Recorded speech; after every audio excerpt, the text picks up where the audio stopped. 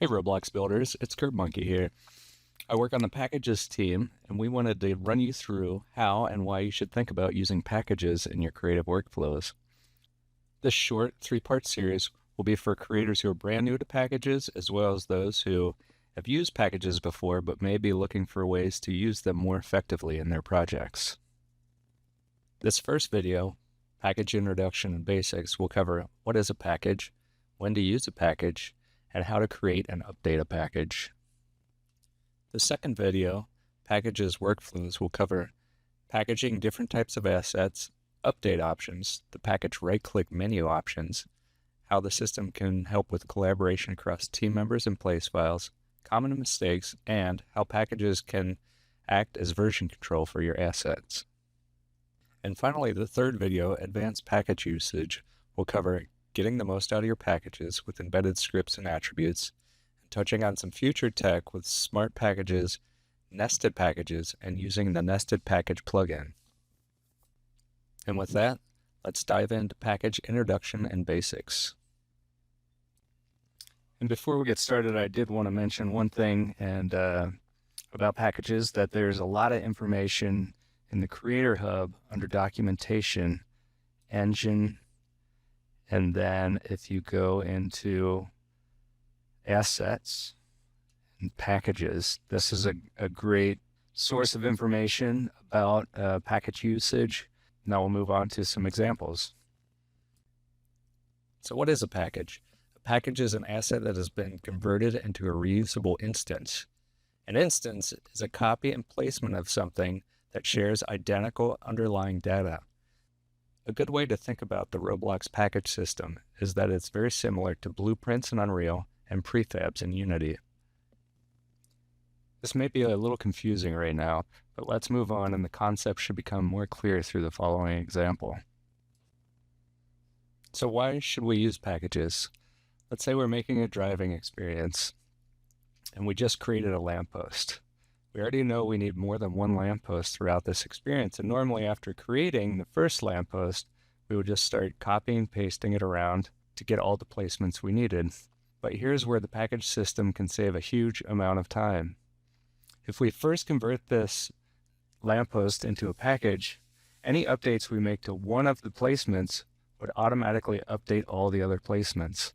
So for this example, on the left-hand side of the street, we have a bunch of red lampposts that are not packages, but just a model group with 4 individual placements. On the right-hand side, same setup, except those lampposts are packages.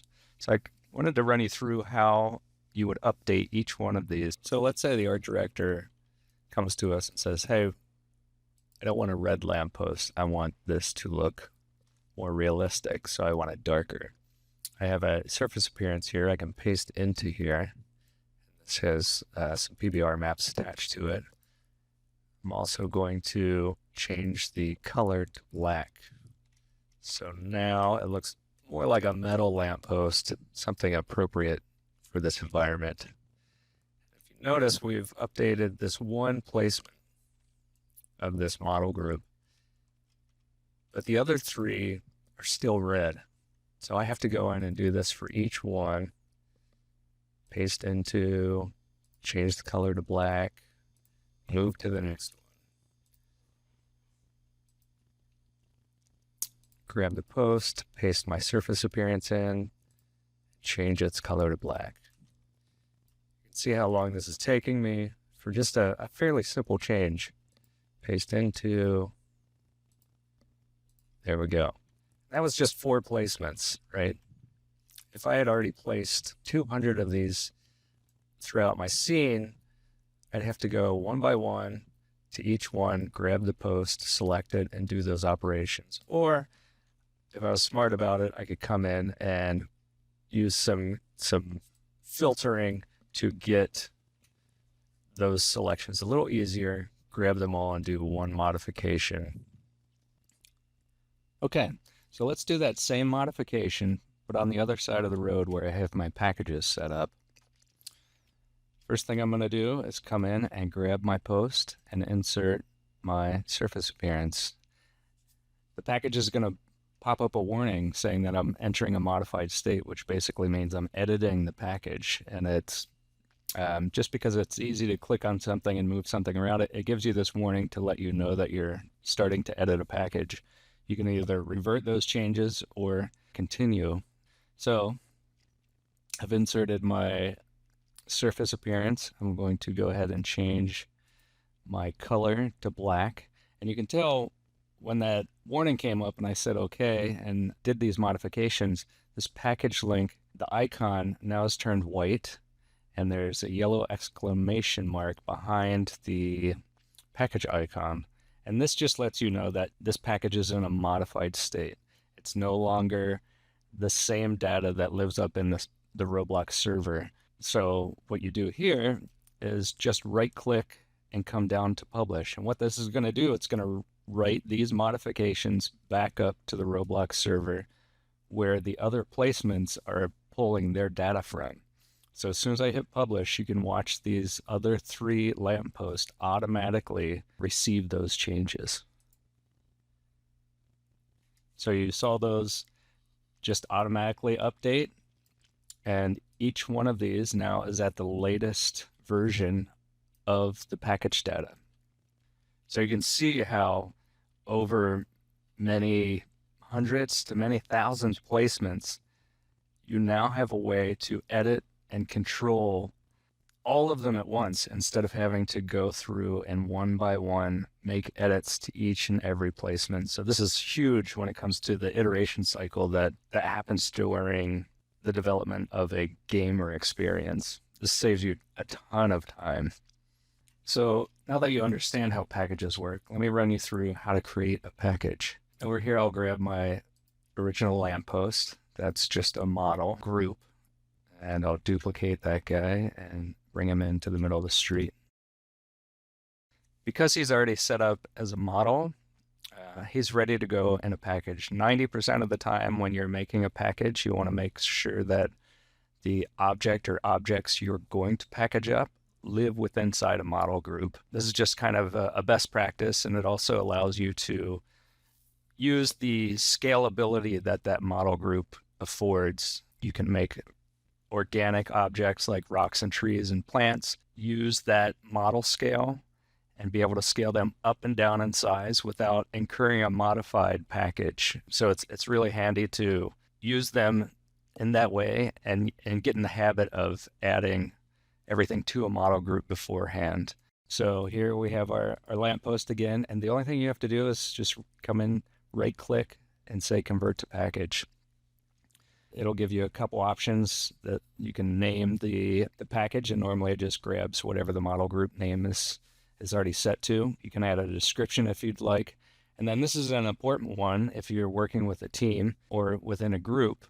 The ownership should be set to the group itself. Most of the time, if you're just starting out in a place file or you're messing around with place or package system for the first time, it'll default to me, which is assigning this package only to you. So you're the only person that would be allowed to update this package in any way, shape, or form. So if you're working on a team with a team of artists, you want the whole team to be able to do that. So in this example, I'm going to have it set to the collaborative tools dev group.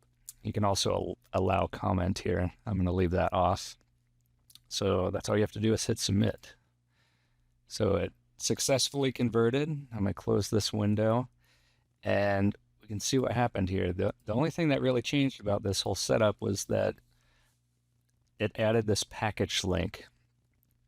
And I wanted to point out one thing about this package link. The power of that you just saw in the previous example of those lampposts receiving updates automatically is something that currently is not on by default. And to get that very powerful functionality out of the packages system and out of your placements, the first thing I always do after creating a package is come into the auto update and turn it on. And what you'll notice is that the link icon for the model package has now turned blue, and that means that it's in an auto update state. I'll cycle that on and off again. You can see it go from white to blue. So what this means is any duplication and placement of this object will automatically get the updates that are pushed from any other placement of that object. Just to show that a little bit more clearly, I'm going to make 2 copies of this, and I'm going to come in and uncheck the auto update. So this package now will not automatically receive the updates. I'll come back to my original package and make an edit. And you don't have to make an edit at the original package. You can make it at any placement of that package, but just for the example, I'm going to duplicate the post that lives within this. And again, it's going to pull up that warning message window that basically says you're entering this package into a modified state. And in this case, I'm going to say yes and okay. So now you can see I have 2 posts. I'm going to publish this, and you'll watch the one that is in the auto update state will receive that immediately. So this one has 2 copies of the posts. But this one, even though it's the same package, because that auto update link had been turned off, it didn't receive the update. But you can see in the Explorer window that there's this little green recirculation icon at the back in the Explorer. So there's a couple ways you can get the latest. One would be to toggle the auto update on, and it would just auto fetch those updates. But if you actually had this off for a purpose, the way you would update this is come in and say get latest on package. And what that's going to do is say, hey, I need to go into the cloud and retrieve the data. So as you see here, it now has that second copy. And one more basic tip is if you've created a package out of something, but then decide you don't want that link, you don't want that object to be a package anymore, the only thing you have to do is come in to any one of the packages and delete this link. And this will just revert it right back to a model or an unpackaged asset. So that's the basics of the package system, and there's a lot more to get into. We'll get into that in the next couple of videos, but I hope you can see just how powerful this system can be. You can edit one placement of an object and have that populate throughout your place file and throughout other place files. I just wanted to jump over to another scene or another place file I have open, and this is the asset storage file for the Duval Drive experience. And you can see there's a ton of stuff in here, but there's only one placement of every object. So this couch, there's one placement of this couch in here, and you can see everything in here, most everything in here has been packaged. And what that allows us to do is to be able to see the current version in a file, and also come into this file if we want to make an edit, and edit that here in this place file, and then have that populate to the actual dev place. So again, we don't have to go around and find each couch within this file. We just know that because they have the auto update feature clicked on, every placement of the couch or chair or lamp that we make edits to is going to, again, populate out everywhere we're using it.